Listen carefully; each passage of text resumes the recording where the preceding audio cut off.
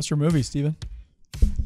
This doesn't have to be like a super structured discussion, right? We just like be like, just Riff hang on it? out. Just hang out and riff.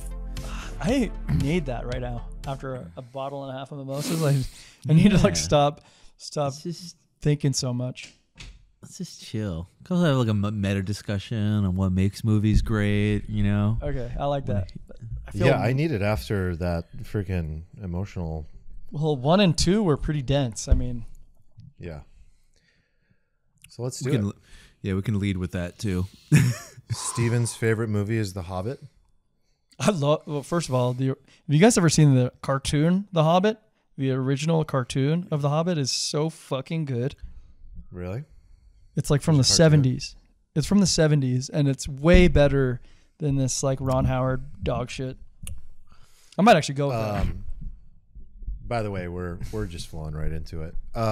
Did you read the book? Oh yeah, it's maybe my favorite book of all time. Like favorite The fiction Hobbit? book of all time. Yeah. Yes. Really? Oh, The Hobbit's so good. Oh, it's probably my favorite fiction book of all time. Yeah.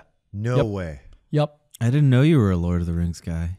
Well, I haven't read Lord of the Rings, but I read The Hobbit. And Wait, you read The Hobbit and you just never cared? You were just like, Lord of the Rings is like this big. I mean, like no. Wait, this is fascinating. The Hobbit's like 600 pages. No, The Hobbit's It's like just as thick. 300. It's just as thick as the other books, isn't it? Hobbit's 300, and Lord of the Rings is like 700 for the preface. Like, I don't know. I think The Hobbit's the same thickness as all the other The Hobbit books. might even be like 190 pages. Like it's so short. No. They give it to 8th graders. Like, what are you talking about? What? The Wait, Hobbit? hold on. Can somebody let's- Google this?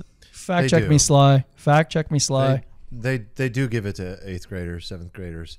I never had to. It wasn't assigned to me. I never read it, and I actually just picked up a copy like 2 weeks ago, Eric. So Oh, you're excited. gonna. Well, I mean, you're not much into like the adventure fantasy stuff like I am. Like I get so deep into. Okay, The Hobbit is Game of 300 and The Fellowship of the Ring is 423. But aren't there like?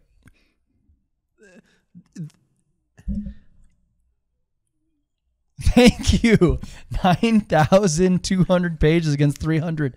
Thank you. Wait, how many books Sly. are there? Aren't there? Slide. aren't there That was worth every penny only 4 that we've books, ever paid right? you. That's a lot of pages. The man. Fellowship of the Rings is 423 pages. I have it up right here. I think for a person who is a huge fan, though, to them it's like there's never enough. There's just never enough. You never want it to end. So isn't there something called like the Cerulean or something like that like includes like the lore and shit? I'm talking about the movie stuff, right? The Hobbit's 300. The Two Towers is 352. They're basically all the same. I had these books. They were visually a similar size sitting on my The Two shelf. Towers I will not is be one movie. gaslit by you No, hold on. The Two Towers is one of the 3 movies. The Hobbit is one. Yeah, you guys just told me it's 9,000 pages. It's a 300-page book, a 400-page book, a 350-page book, and like another 400-page book. They're all about. Well, what is Sly same. talking about? Because I believe him. I don't know. He's probably got like the Lord of the Rings like lore dictionary up, but that I don't know. Well, that's a about. whole Like, part of it. Does the history of like pre 10,000 years before Frodo existed, and I can't. Bottom line I is never read that. The Hobbit's an amazing book. Like unbelievable. Well, we're gonna have to do GOAT book episode for sure, and maybe we'd break it down by fiction, nonfiction, and I'd be curious if that was your good sounds like job, it by would the be way, your GOAT. guys. Starting our movie discussion with a 5-minute preamble on books. Yeah, well, it's still about. It's fine. But I do want to dig into this more that way. So you haven't seen the Lord of the Rings movies, So me or Eric? Eric? Oh no, I've seen all of them. You have. You just don't. You just don't really care. No, I just don't like them. The Lord of the Rings movies are fine. The Hobbit movies are awful. The Hobbit book is so much better than the movie's so terrible. But there is a cartoon from the 70s. The cartoon is about an hour and a half, and it's way better than anything Ron Howard did within the last 10 years. I have read none of the books and seen none of the movies except Lord of the Rings 1. I think I got almost through Lord of the Rings 1. So, yep. Feel free to ban me. You're not really built for this I'm kind that guy. of. No, but fantasy okay. shit. So but I have to say that there's like Harry Potter before it became an international, just absolute huge thing and became movies.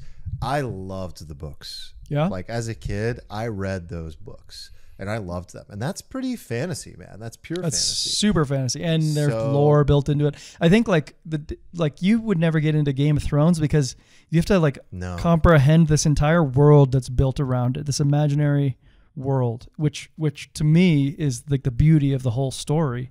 But for somebody like Mina, for instance, I don't want to put you in here, but like Mina's just like, this shit is so fake. Why would I even like invest my time in this like fake world? And like to me, that's like the beauty of it. Yeah, I do like some fantasy. Like I love but it depends on the world. Like I really like the fantasy world of Harry Potter, of wizards and witches and magic and stuff like that. I just haven't been exposed to that much fantasy. So you like wizards, cool elves with like cool bow and arrows? No good. Yeah, absolutely. What about like Star Wars? That's like a whole. And shit. What about Love Star Wars? That's like a whole nother world. Yeah, that's cool. Love it. You are making no sense to me right now. That's okay. That's why we're here having a goat movie there's nothing discussion. cohesive. No, there's no. Don't expect a through line here. I need like rules and I need some sort of like algorithm that there's got to be like a process. You're just Steven's like brain is chaos. Like Star Wars, awesome. Harry Potter, love it. Lord of the Rings, never seen it. Game of Thrones, I don't get the whole dragons thing. What? Yeah, the elves don't really. Nah, because you haven't really watched Game of Thrones either, right?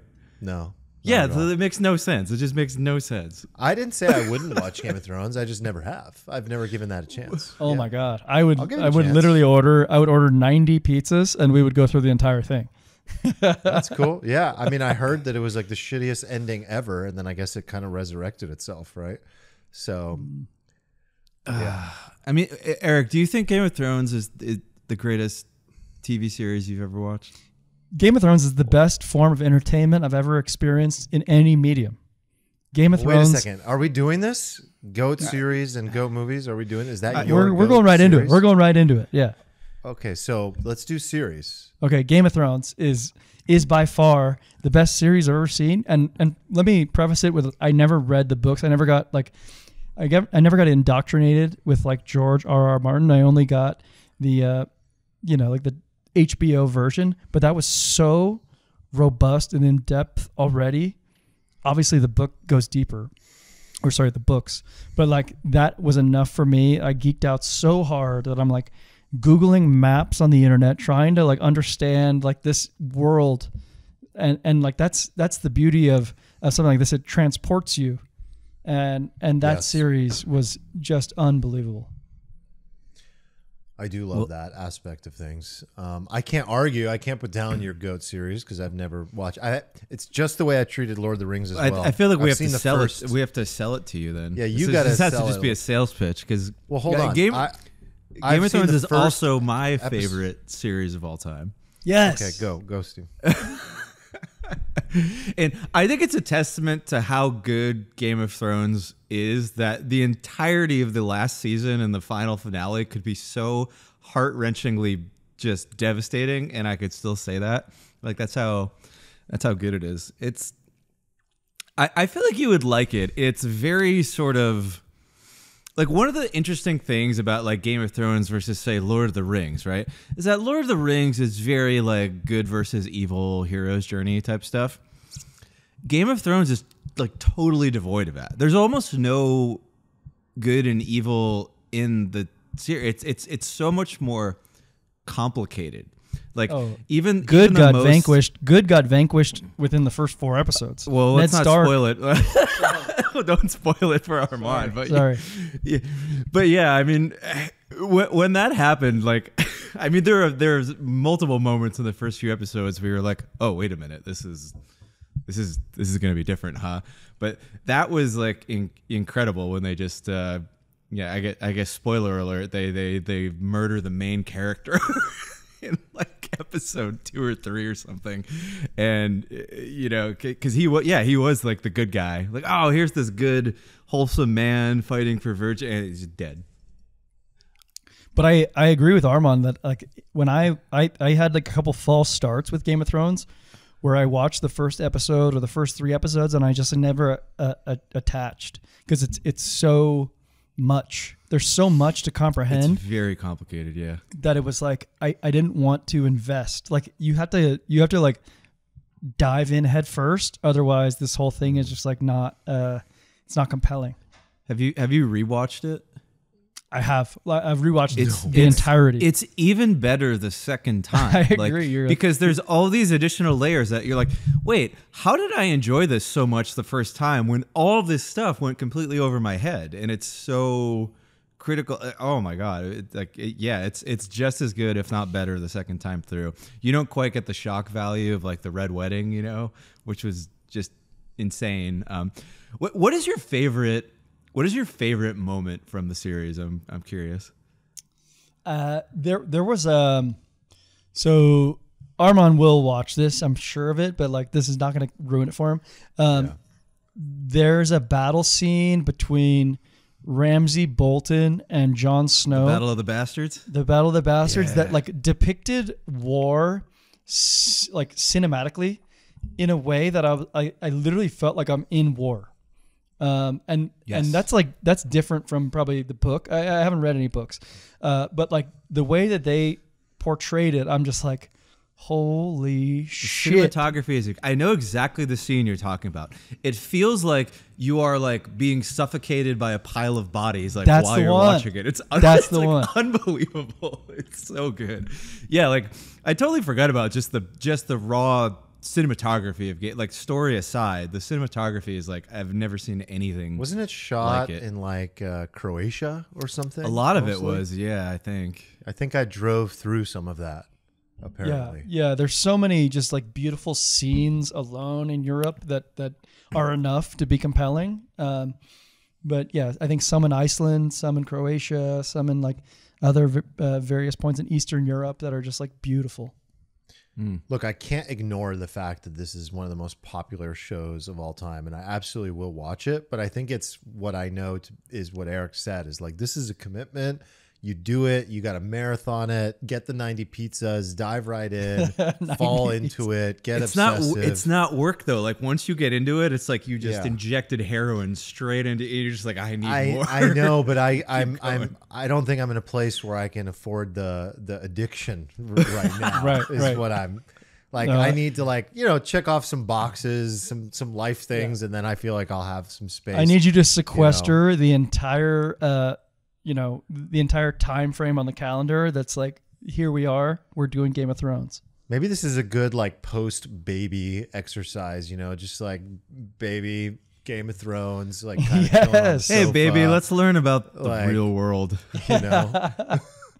She'll be like, what the fuck? Hold on, Steven, is there something about Game of Thrones that touches on like modern day politics or morality that touches on why we get so enthralled? Like is that part of it, or is it just like we like dragons and fighting to the death? Like Game of Thrones isn't about the dragons and the fighting. It is about the politics. It's about the characters. There's just something very intriguing about them, and it's very interesting like how the show like makes you like kind of objectively bad people, or at least like kind of understand them and like understand their motivations. And just I feel like it's interesting too, because we're often in media we're just presented this, not even in like media but just in life in general, we're presented this like good versus evil view of how things are. This is how the world works. There's good versus evil. There's good versus evil. Are you on good or are you on evil?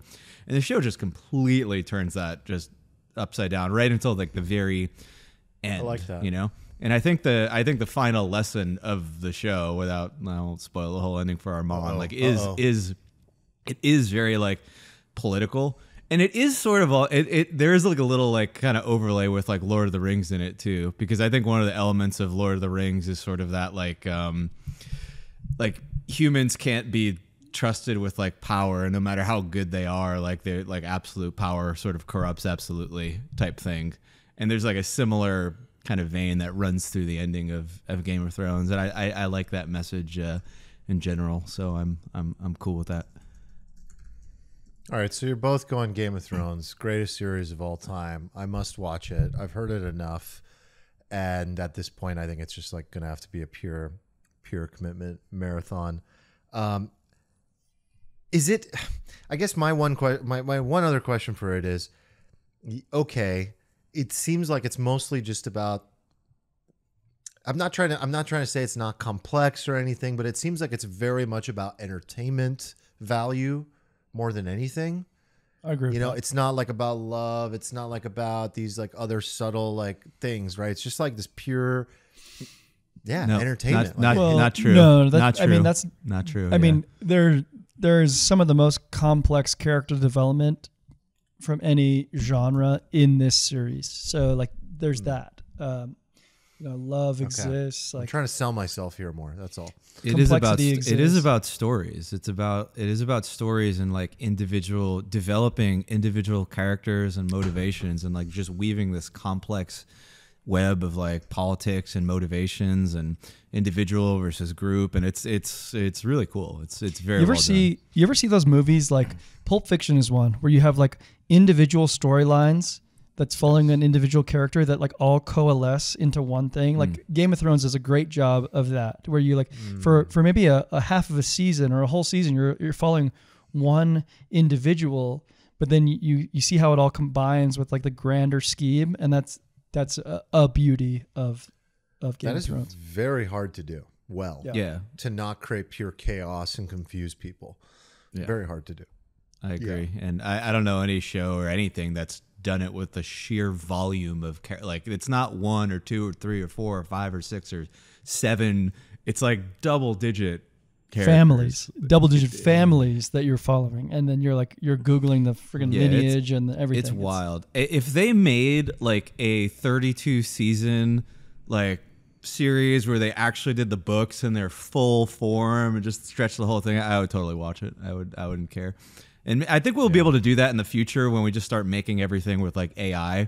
Like you run into a problem with these series where it's like by the time you get through the second book, like, you know, Bran Stark is like doubled in age and he's like not like 7 anymore. So, oops, you know, so there's all these constraints we have, which is like the real world when we film stuff. And then I don't know, maybe in the future, Tom Cruise will still be making movies. It'll just be like digital Tom Cruise, like 200 years after he's dead.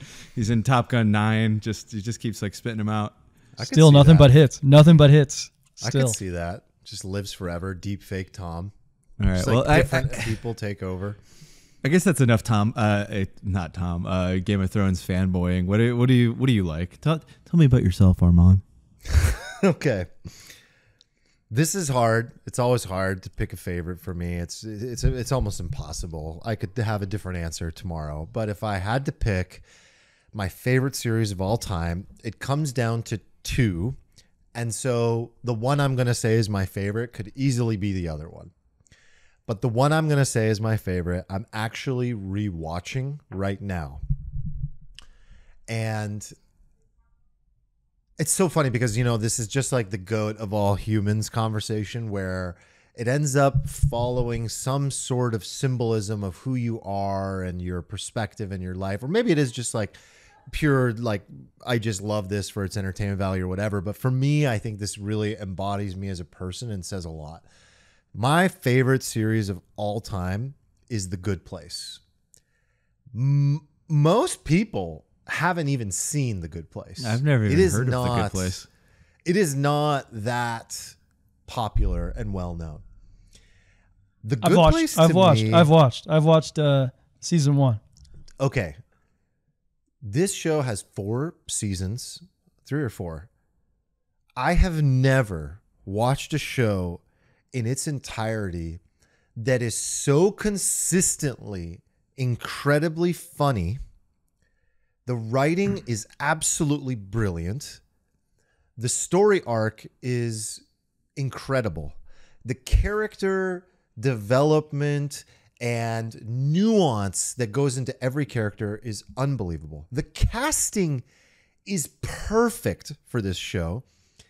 And unlike many shows that end very, very, very tragically or go kind of just quietly, this show ends so perfectly and beautifully that it just ties it together, not with a bow, with an absolute bang and a tear, man.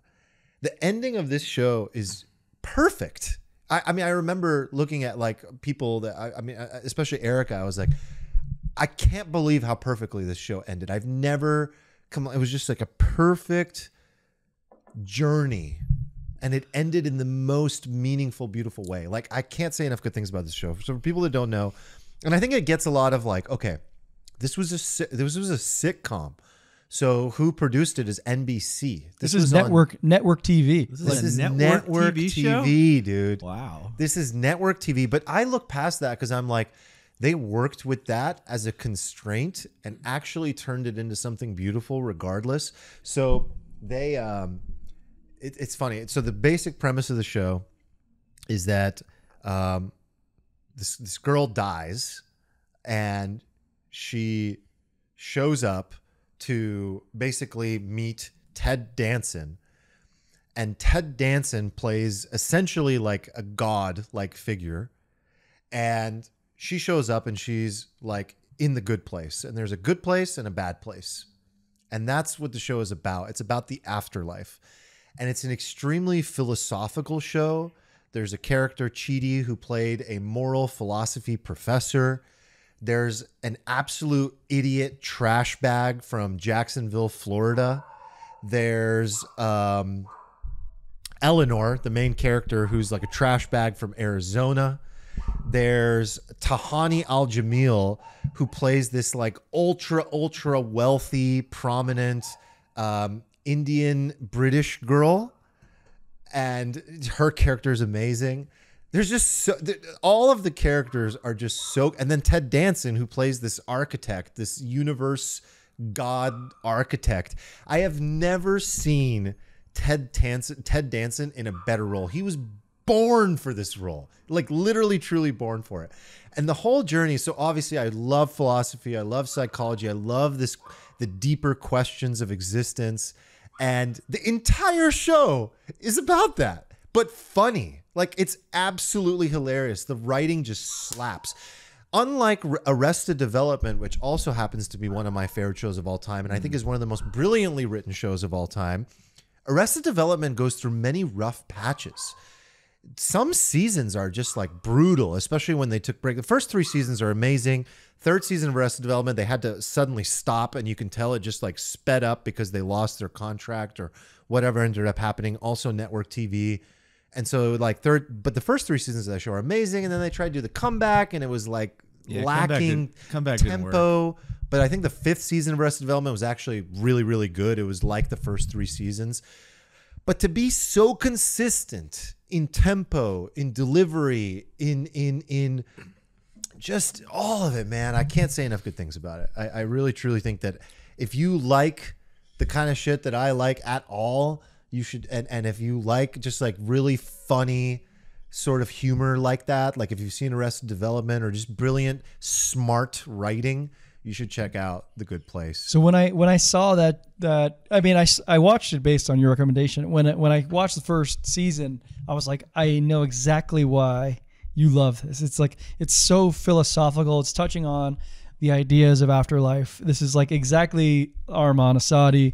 Like it is you to the core, and then like, and it layers on like you said, some Arrested Development quirkiness, which you'd also find in shows like Scrubs, shows that are like well written, quirky, funny, sort of like humor, but sentimental. They do a good job of blending all that stuff. So sentimental. So sentimental. So many moments of existential crisis, asking the questions that all human beings are always asking, that nobody in everyday society has the courage to talk about. This show explores all of it. Right. And then, like in some episodes, you'll be laughing one moment, and then like 10 minutes later you'll be crying. And I could feel you as I'm watching this show. Dude, I can't say a good thing. So the Michael Schur is the writer and creator of this show, and I actually listened to him be interviewed on Tim Ferriss. He's an SNL. He was an SNL writer. So just he's been around, man. He's done it. He's been at the highest levels. He knows exactly how to like do it, and I think he hit an absolute home run. And the constraint of doing this on network television, there's this really I don't want to give away anything about the show, but when they're in heaven. And they're in the good place. There is no heaven. There's a good place and a bad place. And when they're in good place, Eleanor, who's an amazing character, you know, she's just like full raw, you know, she curses constantly. But when she curses in the good place and she's on network TV, it just so happens to work perfectly. She can't curse. So when she says fuck, she says fork, you know, and it's like holy forking shirt balls is like shit balls. And so all of the different curse words that people normally use turn into like a funny word. It just all works, man. Can I mention a few more shows that I think are top contenders? Then we can do movies if you guys want. Yeah, sure. Okay. The one that was like a very close second for me, and this one's so completely different, Planet Earth. Planet Earth, like 1, 2 is amazing too, but like Planet David Earth Attenborough or Sigourney Yes. Weaver? Is it all the same thing? Or David Attenborough. Yeah. David God, Attenborough, so good. Sir David Attenborough, the late, right?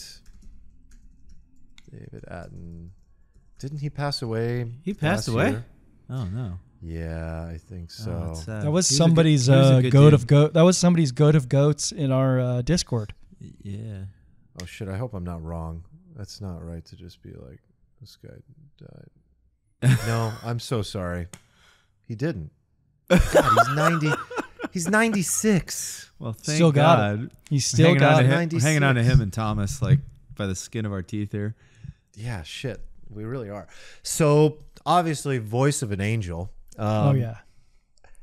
And I just think that the footage that is captured in that show of our planet, of our, you know, blue rock, you know, pale blue dot flying in the universe is just like the best footage, cinematic footage possibly of all. It is of all time. No doubt. I really think it is. It is really incredible. I remember when Blu-ray came out, and that was like a big deal. Oh yeah. Like that was the thing I watched like in my frat in college. Like we used to just sit in the brothers' room in the dark Same. and just watch that. Usually not sober, obviously, but just be like, "Whoa!" It was just, Yeah. it was just No, crazy. We dude, had this, that's like, what I was just gonna 70-inch say. TV. That's the with ultimate Blu-ray. It whoa. was like, Yeah. bam! It was so cool. My yeah. favorite memories of college are watching. So what we used to do, my roommates and I, is we used to put it on big screen and then smoke weed, obviously, mute Planet Earth, and put on our own soundtrack of Sugar Rose and Pink Floyd against like Planet Earth. It was, wow. dude, if you haven't tried that, especially with Sugar Rose, if you're familiar with them, the Icelandic band. I am Oh not my familiar God. with the Icelandic band Sugar Rose. You're not? Is that is that like a known thing? I mean, it's not like full mainstream, but it's like something that I thought you would totally be all over. One of the greatest performances I've ever seen live is Sugar Rose. They play you know the theme song to Planet Earth? That's them. I think it's called Hopi Pola. Yeah. So, okay, a few more I'm going to just throw in really fast. He's Wire. gonna dump 'em. The Wire is I'm great. gonna dump 'em. Yeah. The Wire. Cosmos, the original with Carl Sagan. Nice. Okay. Sherlock. Sherlock. Did not see Yes. that coming. Benedict Yes. Sherlock. Okay, Yes. thank you. That is Like so the- fucking good. The BBC So one. good. Thank I watched you a couple so much. episodes of it actually. It was really good, and then I just forgot to keep watching it. I Phenomenal. do that a lot. It's Yeah, so it's really good. good. Phenomenal. Good call. Benedict at his best. Good call. Curb Your Enthusiasm. I know it's cringe to some people, but I love Larry. Some people Narcos. The Pablo love season Narcos. 1. Love season Yes. 1. Season Kind 1. of fell off for me. Yeah. Peaky Blinders. I knew you were going to say that one. Peaky Blinders has to be in there. That's it's just incredible, Tommy. incredible storytelling. Tommy fucking Shelby. Arrested Development, and last but not least, House of Cards, man. House of Cards, Kevin Spacey, like first couple seasons. Season 1 and On 2, the edge of my very seat. good. Very On the good. edge of Season my 1 and seat. 2. Yeah. Yeah. Very Yeah, good. you Not remind as a whole, but just those first couple are incredible. Very good. you reminded me in your rant about The Good Place about like how much I loved Breaking Bad, because I started thinking about like how difficult it is to just execute a show throughout the whole thing and then tie it up in a really amazing way and leave you feeling super satisfied. So Breaking Bad is definitely my honorable mention. I think it's like an incredible show, and they went out the right Dude, way. Haven't seen it. I didn't make You it haven't past. seen Breaking Bad? No. Hold on, I didn't make it past season 2 or 3 because it's so depressing. Like, I just didn't want to be in Albuquerque with junkies and shit. I understand that for you. Yeah, I understand that. You're a good vibes guy. I'm a good That's vibe guy. understandable. That's not my vibe. I was just like, ooh. Like, it was so much ooh that I was like, no. Done. Eric, please get through the 3 seasons of The Good Place for me. Absolutely. Please. Absolutely. Trust me. Yeah, I got to watch Breaking Bad. Apparently, it's one of the highest rated shows of all time. Like, Yeah. I've got to see that. Yeah. Let's do movies. Very Lots of curious movies. what you guys are going to say on movies. What do you? Who wants to go first? Actually, what's I'll better just- for dramatic effect? I just want to throw it out there because Throw it we've out already there. talked about it. We talked about it at Hoffman's cabin in Washington. Mhm. Interstellar is my favorite movie of all time. Mhm. And I'm not talking about best movie of all time. I'm talking about my favorite. And the reason why it's my favorite is because this movie inspired me to learn more about like my reality. My reality includes space that I've never really even thought of. Like after watching this movie, I'm like, astrophysics is my only interest. Like that movie inspired me more than any other movie. And, it taught about different ideas like the multiverse. It taught about like, there's so many elements of it that I just admire. Like, even like here on Earth, we're like talking about climate change and, it's going through like fast forwarding through all that. This movie just, touched me in a way that's so different than other great movies, of which there are so many. And of course, the elements of love, which Stephen poo-pooed on. And Oh, disagrees yeah. with, but So I could not love it more. Stephen and David. There's the David and Stephen closed heart camp. Yeah. And then there's the Eric and Armand, like perfect, like way to tie it all together. Oh, we camp. got it, baby. Like, hey, got we're it. emotional beings against 2 robots. That's It just I didn't. mean, It yeah. just didn't exactly make sense. I still love the movie. Still think it was like phenomenal. It was just similar to Game of Thrones, but like less disappointing. Like I see what you're saying. but, Interstellar was like a little itch in my brain that I just couldn't quite scratch at the end. Whereas like Game of Thrones like ripped my heart out, But still, like there was a part of me that was like, what? there's so much I can say about this exact topic where like even within the last like 24 months, I'm learning so much about reality as we don't understand it, which is like me getting into the forest, which is me like experimenting with psychedelics, which is me like just understanding how energy transfers, how the universe is beyond our scientific recognition now. Like to completely just wipe Interstellar's ending off of the map because it's something that doesn't resonate with your scientific understanding currently is just false. It's false. It's just so wrong. It did the whole gymnastics routine. It just did like the triple flip thing, and it landed, and it just took one tiny step. 9.7. Sorry, I think it's just your understanding that is lacking, not the movie misstepping. I have one adjustment that I would have made as a.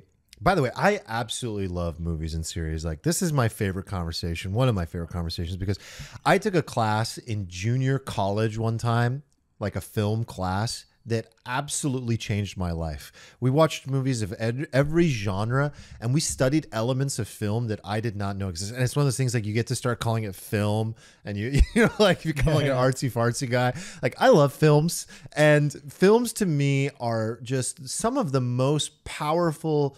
It is one of the most powerful art forms that exists, that human beings have created. The ability to write a story, act it out, draw it out, narrate it, shoot the right, create the character development, design the sets, design the scenery, think about colors, think about themes, think about symbolism. You can just layer after layer after layer of every movie. If you really sit and you study films the way they do in film class, man, it's life-changing. And then you can come across a movie from like Cambodia and you don't care like that it's in another country. You just sit and you watch it and you examine it and you just see what they've done with it. So for me, I love that stuff. So with that lens on, if there was one thing that I felt I would have adjusted with Interstellar, which I also agree, Eric, is one of the top movies I have of all time, that scene, I don't want to do any spoilers. The movie's been out for 10 years. No, I know, but it could applies spoil to Interstellar.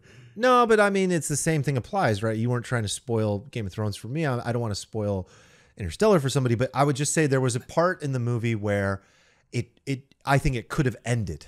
I think the movie should have ended after that love part. Let's just say spoiler alert. Fast forward if you're one of the 3 people on Earth who hasn't seen Interstellar yet. Okay, yeah. I want specifics here. Yeah, so after he's in the freaking love matrix and he's like figuring it all black out hole. In the black hole. Black hole, I think they should have ended it when they realized, and it was such a high too. I think it could have been one of those like really climactic, like boom, and it's over, and he realized the truth, and he's connected to his daughter across time, and that's it, and he's gone. Instead of like the whole being on the other, being back on planet Earth upside down and like daughter's dying and she's old, that reunion I felt was a little bit extended beyond the length of movie that was necessary to get the message in the movie across. That's fair. Right, I'm glad you kind of agree with me in a slightly different way. That's fine. It's fine. It's good to hear. Yeah. I think the best thing about Interstellar is probably just like the experience of it, like the visuals, the cinematography, and the soundtrack are like unbelievable. Isn't that Hans? Isn't that It's Hans Zimmer? Yeah.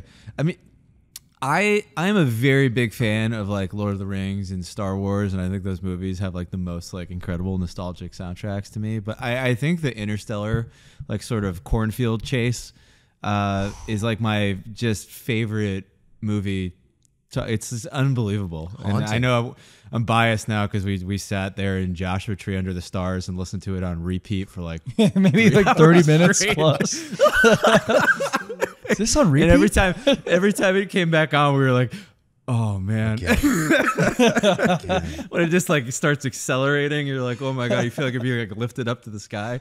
Unbelievable. I mean, Hans Zimmer is like probably the GOAT. Like I think he's goatier than John Williams even at this point. He's like insane. Yeah, he's incredible. What he's able to do. Wow, what a genius.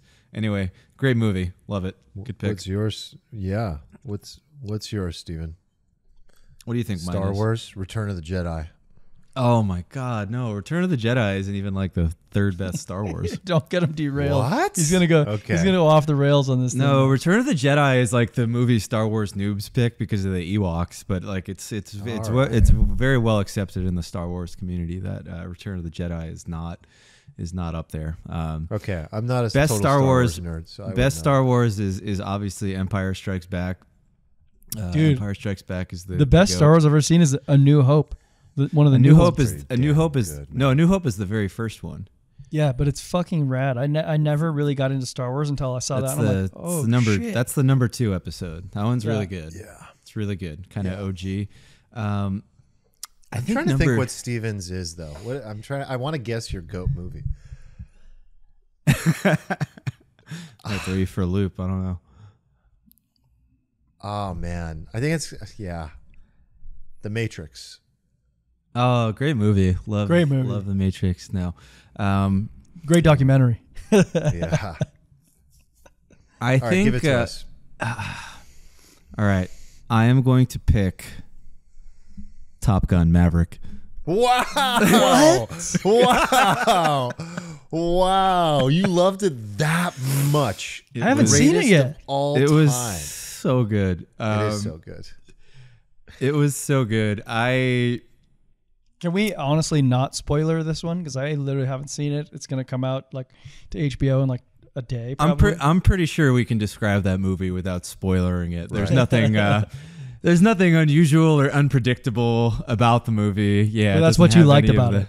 You liked that it's just this fast-paced action thing with Tom Cruise. It doesn't give you any sort of ulterior motive. Yeah, there's a lot of reasons to like it, and I think a lot of it is definitely recency bias. It was the last movie I saw in a theater, and a lot of it is anchored to the moment in which it was seen. You know, it was kind of this post-COVID coming out of the darkness movie in a like really kind of dark political time. It was like an anti-political movie about like, you know, just feel good old apolitical, right? Like not Yes. anti-political. Yeah, apolitical. Thank you. Yeah, there was no like the enemy was faceless, and like it was just it just felt so good. It's got everything you want in a movie. It's got like the soundtrack is unbelievable. Yeah. Like the Mavericks theme and like the, you know, the kind of Kenny Loggins Danger Zone is so good. And like they're both unbelievable. It had like so much nostalgia. Factor. Oh my god, the nostalgia factor was just absolutely off the charts. The scenes are incredible. Like they filmed it with like these real jets, and like Tom Cruise is doing all the stunts. So cinematography like A+, like, you know, not Interstellar level or Game of Thrones level, but still like way up there. The soundtrack is unbelievable. Love it. Plot great. You know, it's an action movie. You enjoy, like, this is not a pick of like, oh, like it's it's like it's Citizen Kane. Like, it's obviously not Citizen Kane, but like for entertainment and the purposes of like feeling good, which I really wanted to just like feel good and be entertained when I watched this movie. Just nailed it. And just like objectively speaking, I mean, if you look up like the top grossing movies of all time, this is the first one on the list that like isn't like kind of bad. Just shitty, yeah. Yeah. Like it's definitely better than Avatar or Titanic or Star Wars The Force Awakens. Can I come with like as a better movie? Yes. Can I come with a bit of a hot take now that I'm thinking about it? Like, I think the movie that had the most profound impact on my life is not Interstellar. It was from a much younger age. It's Happy Gilmore. Gilmore. Oh my god, yes! I've picked Happy Gilmore in past iterations of this question. Okay, yeah, because Happy Gilmore taught me to like not take yourself too seriously. Like in a society full of like high intellectuals or whatever that like want to be this thing, you can like still exist as this other thing that is still better than them, and like that's been my whole being like ever since I saw that movie. Oh, I could totally see you loving that movie. That movie's unbelievable. Oh, it's so great. I love that so much. That's a good pick. It's like an interesting, like, how do you measure a movie? Because you can measure, like, Top Gun is like a moment in time type movie, right? Yeah. That's just like entertainment at a moment in time and like all these other things. But I feel like you could also measure a movie's greatness in terms of like it's like sort of like long lasting, enduring effect on your life, like the marathon versus like the sprint, right? So it's like kind of hard to pick these, like, but if you were to measure movies in more of like a durability throughout time type thing, like I would definitely go with like all of the Lord of the Rings. Like the Lord of the Rings trilogy, I think is incredible. I don't think Maverick will have any challenge standing the test of time, actually, Stephen. I think you might be right, but it hasn't earned it yet. Sure, it just takes time. But the same way that Top Gun 1986 like stood the test of time for 30 years, I think this also like will, for sure. I think it'll be like Tom Cruise is just born to entertain, man. That guy, like, he's just so damn good. We were doing this in person the other day, right? Like we were like going through Tom Cruise's movies. They're all amazing. The guy just hits home runs. We could not think of a bad movie he made. Collateral, Minority Report, fucking Jerry Maguire, everything he's done. Even the ones that don't get Mission Impossible movies. Oh my god, all the Mission Impossible are good, and then like ones that don't get much acclaim, like American Made. You seen that? That's a great movie. Yeah, American Made's a great movie. Love that movie. It's awesome. Yeah. He's a home run machine. He's unbelievable. He's this Tom Brady-esque figure. He's like Tom Brady of movies, I guess. How old is he? Like 79. He's just like he's still struck. It's like you put him with some of the cast from like the original Top Gun, and it's like, whoa, what the heck? I know. There's a few that I'm thinking. Oh my god, the Vanilla Sky. Oh my god, Good movie. Yeah. Vanilla Sky, man. There's just Good movie. so many, and there's so much. A deep one. There's so much breadth, right? It's like going from action to Vanilla Sky to, he's just a machine. So I have to echo what you said. Oh, and then, dude, when I really, really, really respected Tom Cruise, like at a new level, Tropic Thunder. Tropic Thunder, the character Cameo. that he plays. Oh my god. To know that he could be that funny, I had no idea he was that funny. So That like was one that of my favorite that movie completed reveals like ever. Yeah. That was so funny. that completed him for me. And then obviously The Firm and where it all started. But yeah, I totally echo Few your Good sentiment Men. about. Oh, dude, It's unbelievable. Can't miss. it's so good. It's so good. And he has this way to create like these themes that are recurring, like his either the way he shows up in a movie and has like an intense moment like A Few Good Men, or his run that he's turned into like this meme, like he always has to run in every movie. Anyway, I don't want to make this a Top Gun fest. I mean a Tom Cruise fest, but Wait, Armand, have you given your favorite movie? no. What is it? Tough again. Okay. The two that are like basically a tie, and Eric knows which one I'm going to go with. Choose your favorite child. I'm going to choose my favorite. My favorite movie of all time, the GOAT movie of all time, is Midnight in Paris. Yes. Have to do it. I love this movie. I love this Midnight movie. Midnight in Paris. I pick it for the same reason I probably pick, Good Place is my favorite series. Midnight in Paris is an exploration unlike any other. It is one of the most artistic films that has ever existed. The writing is phenomenal. The character development, phenomenal. The questions it asks and poses are so deep, man. They're so deep. And there is such a good-natured, the same way that The Good Place has this like good feeling to it, this positive feeling, like you just want to eat, drink, and be merry and have fun and hang out with Hemingway and, like argue with Picasso. Like the fact that you get to experience that. But the setting, the setting in that movie, it plays a role almost like a character. Like that does. Is the so wallpaper. It's different. like a wallpaper. Yes. And by the way, so that's an example of like a fantasy world that I love. Like I want to be in that fantasy world, man. It's perfect. To me, it's like perfection. I think it's Woody Allen's best work ever. I think it expresses so much about his mind and I know, well, about his mind. That's a whole controversial thing now, I guess. It's Jesus. But yeah, that was a slip. But like, he's incredible. To put that together, he's incredible. Owen Wilson is just he plays it so well. movie. I mean, he's pretty. I mean, Owen Wilson's pretty one-dimensional. He like does his one thing very well, but like he does that. Gil Pender is just perfect.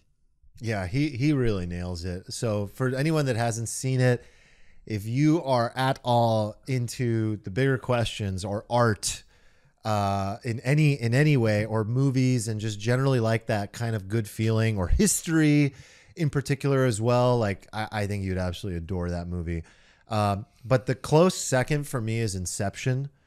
It's kind of the same reason you guys, you like Interstellar so much, Eric. Like for me, Inception is also, it's different, right? But it's also an exploration into these crazy existential ideas, the dream within a dream that Steven and I talked about. I mean, I've experienced that. Like I've literally experienced that in my own dreams. I think that, I use Inception as like the same way some people say, The Matrix is a documentary. I think Inception is a documentary. I think Inception is something that we in our lifetimes will probably experience. I know that's like very out there for people. I think it's absolutely a possibility that we will lose track of baseline reality. I think that's what this film explores. Yes. And it's bonkers. It's bonkers. And it's just done so well. Leonardo DiCaprio is like magnificent in it. That was my first Tom Hardy experience. Tom Hardy. Yeah. It's just, God, even what's his face is in it. Tommy Shelby. The guy from your show. Yeah. Cillian Murphy. Yeah. He's great. So good.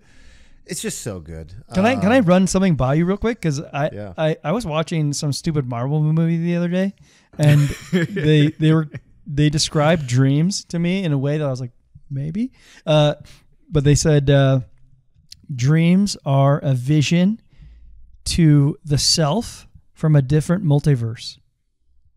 Wow. Thoughts? I mean, is that possible? I like it. I don't know. I heard it and then I pondered on it for a little bit. I was like, wouldn't that be cool?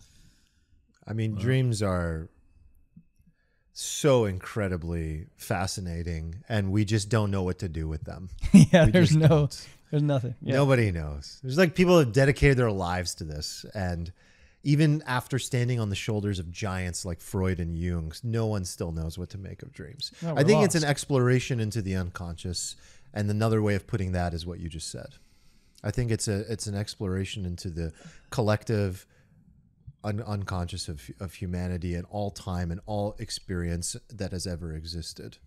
It's wild. But you could talk about dreams for hours. All right, can I hit you guys with a quick list again of some Yeah. other movies? Oh. All right, The Matrix, Mm-hmm. Goodfellas, Yep. Gladiator. Oh yeah. Gladiator. Oh yeah. Gladiator.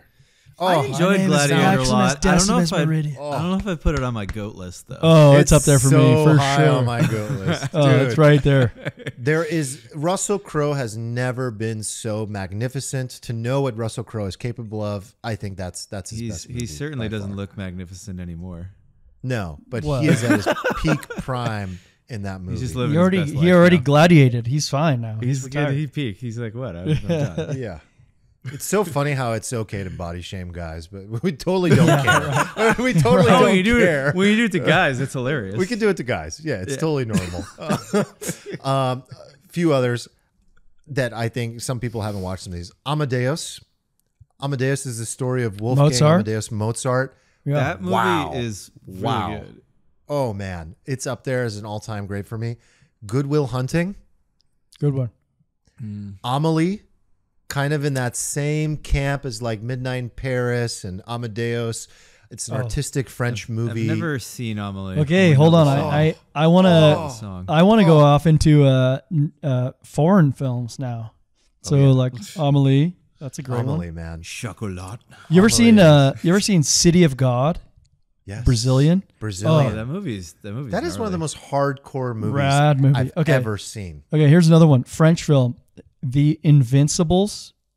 You ever seen that?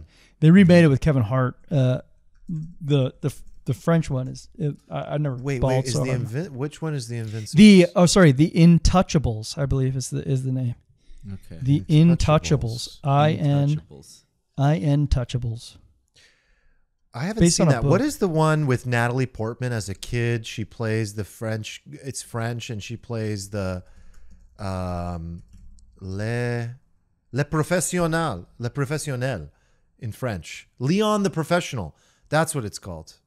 Have you guys seen that? No, never Oh. heard The of it. movie with the guy Leon with the those like Professional. glasses and Yeah, Jean Reno plays Leon. Yeah, there's so many good foreign films. And then to round out my list, There Will Be Blood. I think that's Daniel Day-Lewis at his, although he's always amazing. And then last one, Lock, Stock, and Two Smoking Barrels. oh, I love that movie. I think most people have seen Snatch, but they haven't seen Guy Ritchie's kind of. I've Start watched to You this. literally can't understand the so many dialogue. times. Yeah. And that's why you don't. And that's why you're not into Peaky Blinders. Yeah, you need I don't more. understand you. You need more British fucking gangster exposure. Yeah. All right, you guys got any more? I think we need to. This is We got just the 5 minute yeah. warning This, a while this is ago just here. making me like wonder if like movies are just dead now. It just feels like not the same anymore. No, they're just Yeah, on there's- Netflix.